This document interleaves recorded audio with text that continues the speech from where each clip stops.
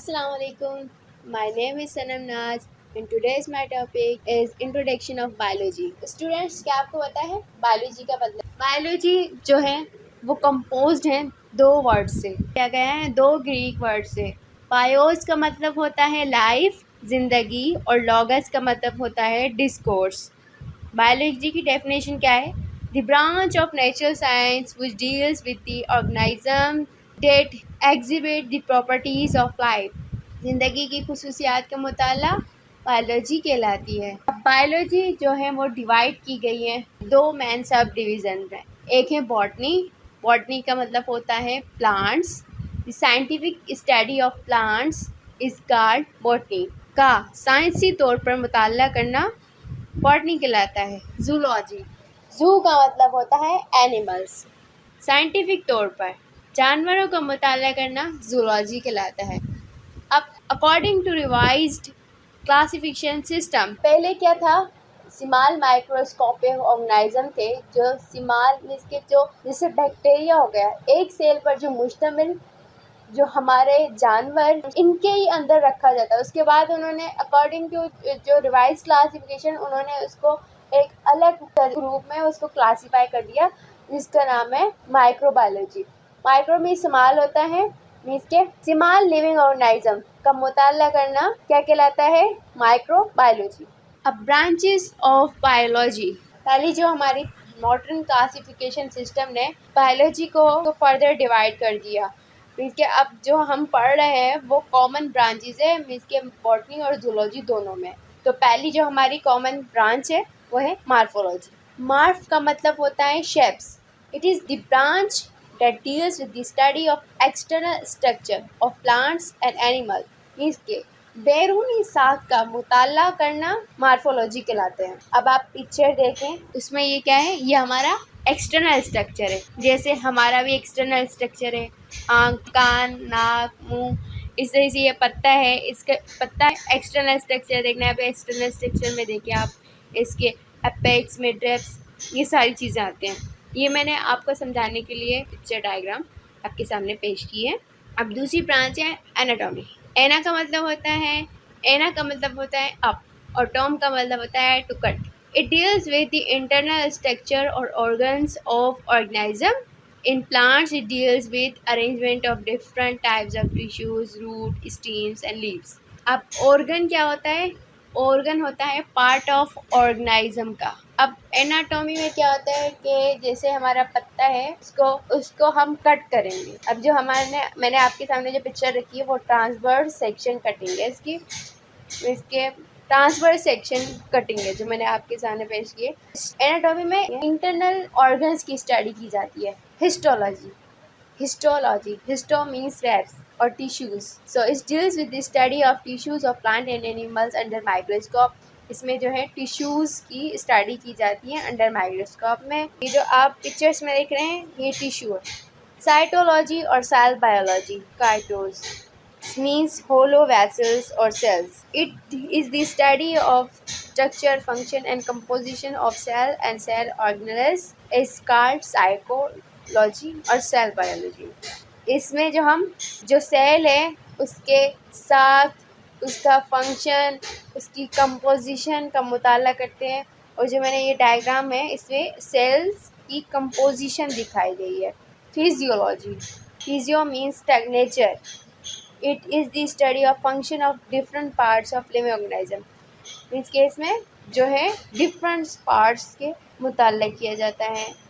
जैसे आप parts of plants में मैंने इसकी पिक्चर रखी है, इसमें फ्लावर हो गया, लीफ हो गया, स्टीम हो गया, रूट हो गया, इन सब का मुताल्ला फिजियोलॉजी में आता है। इकोलॉजी, कोज means home. It is the study of relationship of living organism with each other and with their non living environment. It is called environmental biology या इकोलॉजी। किसी भी ऑर्गेनिज्म के रिलेशनशिप के बारे में पढ़ते हैं, चाहे वो लिविंग ऑर्गेनिज्म के साथ हो या नॉन लिविंग ऑर्गेनिज्म के साथ। जैसे कि आप पिक्चर्स में देख रहे हैं, अब इनका एक घास है, इसके ग्रीन प्लांट है, एक रैबिट है और एक फॉक्स है। अब इनका रिलेशनशिप बता रहे हैं। रैबिट जो है घास को खाता है और घास को क्या खाता है, कौन खाता है? पैक। दूसरा है हमारा एम्ब्रियोलॉजी। एम्ब्रियॉन्स का मतलब होता है embryo. It is the study of progressive development change with occur after zygote formation up to an organism is formed. Means के ये zygote से लेके जब तक organism form होता है उस पूरे की प्रोग्रेसिव डेवलपमेंट का मुताला करना क्या कहलाता है? एम्ब्रियोलॉजी। जैसे कि आप देख रहे हैं इस पिक्चर में, पहले ये छोटा सा जाइगोट है, इसकी यहाँ से प्रोग्रेसिव डेवलपमेंट हो रही है। डेवलपमेंट होके जब तक एक ऑर्गेनिज्म फॉर्म नहीं हो जाता तब तक की डेवलपमेंट हम एम्ब्रियोलॉजी में पढ़ते हैं। टैक्सोनॉमी, टैक्सिस मीन्स अरेंजमेंट और ग्रुप्स, और norms means laws related to naming. It deals with the description, identification, classification, scientific naming of living organism according to their similarities and dissimilarities. जैसे कि यहाँ पर टाइगर है, अब हमें किसी भी ऑर्गेनिज्म की डिस्क्रिप्शंस, आइडेंटिफिकेशन, क्लासिफिकेशन और उसके साइंटिफिक नेमिंग, उसकी सिमिलरिटीज, खुसूसियत, खामियों के मुताबिक उसकी दर्जाबंदी टैक्सोनॉमी में आती है।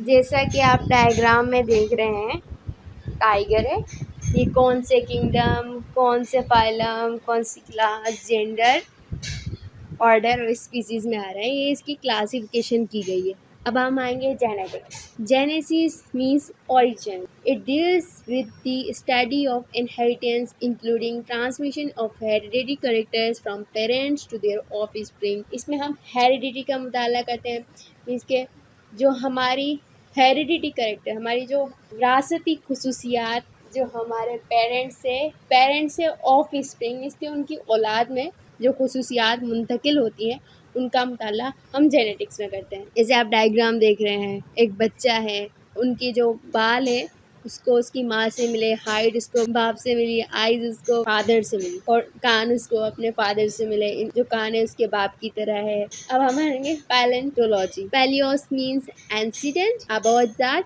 एंड ऑनसिस मीन्स बीइंग ऑर्गेनाइज्ड, मीन्स होना, किसी organising. It deals with the study of plant and animals that lived in remote past and now found as fossils in the rock and further divided into two branches: Paleobotany, study of plant fossils, palaeology, study of animal fossils. Means के इसमें उन जानवरों का मुताला करते हैं जो past में थे, जो अब हमें एज अ फॉसिल्स मिलते हैं। पैलियोबॉटनी, अगर हमें प्लांट का फॉसिल्स मिलेगा तो वो पैलियोबॉटनी कहलाएगा, अगर एनिमल का फॉसिल्स मिलेगा तो वो पैलियोजूलॉजी कहलाएगा। जैसे एक डायनासोर जो अब इस वर्ल्ड में नहीं है, लेकिन ये साइंटिफिकली तौर पर प्रूव्ड है कि ये पहले थे और अब ये हमें एज अ फॉसिल्स मिलते हैं। Biochemistry, it deals with the study chemistry and chemical except of life. इसमें हम केमिस्ट्री और जो हमें केमिकली असर पड़ता है हमारी लाइफ में, इसके बारे में पढ़ते हैं। जैसे हमारे डेली रूटीन में डाइजेशन हो गई, प्लांट्स में फोटोसिंथेसिस हो गई,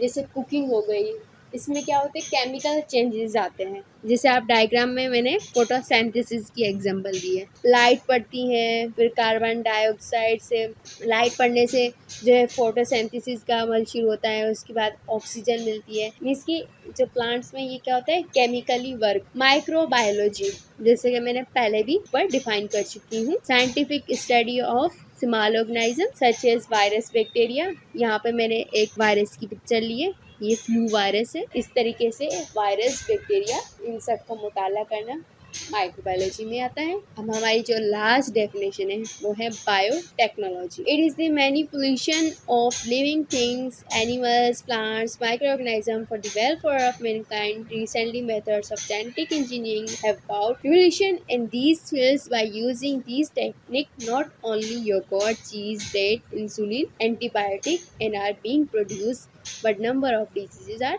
cured. बायोटेक्नोलॉजी में हम जेनेटिक इंजीनियरिंग का मेथड पढ़ते हैं। मीन्स प्लांट्स, एनिमल्स और ऐसी टेक्निक्स इजाद की गई हैं प्लांट से और माइक्रो ऑर्गेनिज्म से, बैक्टीरिया से। जैसे हमारे खाने की चीज़ें हो गई, चीज़ हो गया, ब्रेड हो गया, इंसुलिन होगा, जैसे हम योगर्ट है, वो भी क्या है, बायोटेक्नोलॉजी की ही वजह से पास है। मीन्स एनिमल्स, प्लांट से फ़ायदा उठाना बाय जेनेटिक इंजीनियरिंग से। तो ये हमारी चीज़ें सब इस वजह से आई, बायोटेक्नोलॉजी की वजह से। उम्मीद है कि आपको समझ आया होगा।